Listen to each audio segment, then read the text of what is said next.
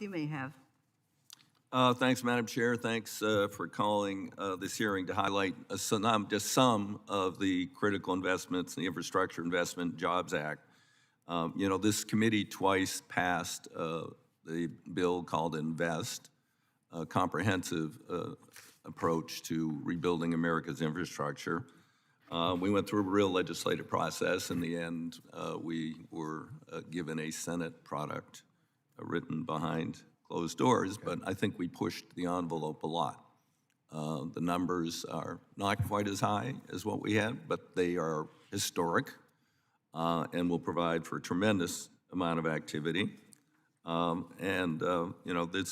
not done yet in terms of Build Back Better and additional policies in there and the potential for implementation policies of the vast amount of money in this bill to better address some of the concerns this committee had that did not make it into the final cut.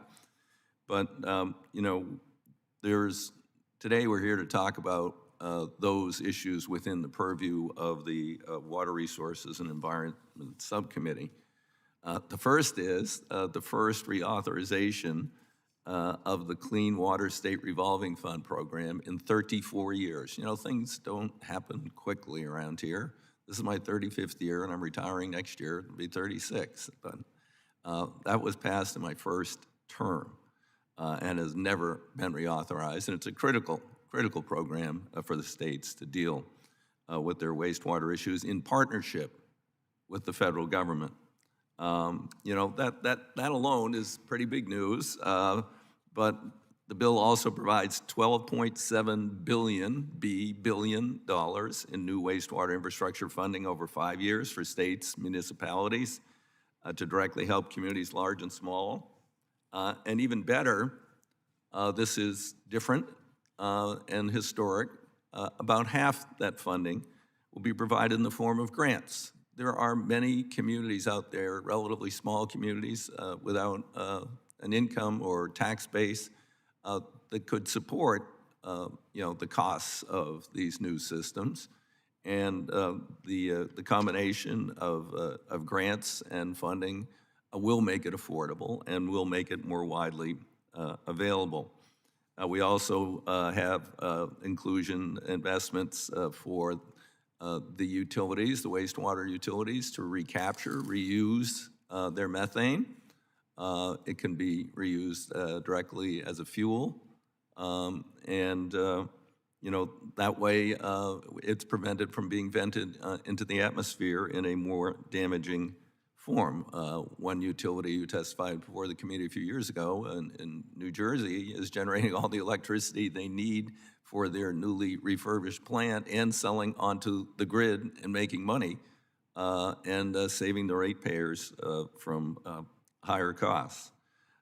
This is a win for the constituents and the environment. National utility contractors estimates every billion in SRF funding produces 28,000 new jobs. That'll mean roughly 350,000 new jobs over the term of this bill for the working men and women who will be doing much needed construction and repair of our wastewater systems. And today the hearing, though, is focused on brownfields and Superfund programs, two programs that were created to clean up legacy toxic contamination. The Jobs Act has some big wins there too, providing billions for both programs, finally address the backlog of remediation projects throughout the country.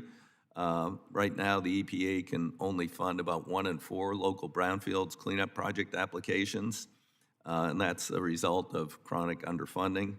The EPA states that every federal dollar invested in brownfields assessment and cleanup leverages over $20 in private sector investment, and every $100,000 in EPA brownfields expended leverages around 10.3 jobs. That's pretty darn efficient, and when you're accomplishing a goal and creating economic activity that inexpensively. That means 1.5 billion brownfields contained in the Jobs Act can be expected reasonably to generate $30 billion in additional private sector investment in brownfields properties. and create 150,000 new jobs associated with the reuse of those properties. Similarly, the Superfund program, which will provide over $30 billion in additional remediation funds and finally restore the polluter pays principle for Superfund cleanup that was allowed to languish many years ago under Republican control. Superfund was enacted with the premise that polluters should be required to pay for the cleanup of their messes, not the taxpayers. But over the years, that has devolved to where the polluters aren't paying, and many times you can't find a responsible party. So the taxpayers are paying. That's not right. So this bill is going to right that wrong and begin to deal with some of these very hazardous sites. So this will bring a lot of relief to communities across the nation who have been forced to wait in line for the small annual appropriated trickle of cleanup funds. Madam Chair, the Jobs Act, Build Back Better Act, filled with programs directly benefit health, safety, quality of life for American families. And just looking at the two programs we're going to look at today, and I've discussed this morning, clean water and brownfields, this investment will create close to 1 million jobs. I welcome our witnesses here today and look forward to the rest of the hearing. Thank you, Madam Chair. Thank you, Mr. DeFazio, and I need to thank you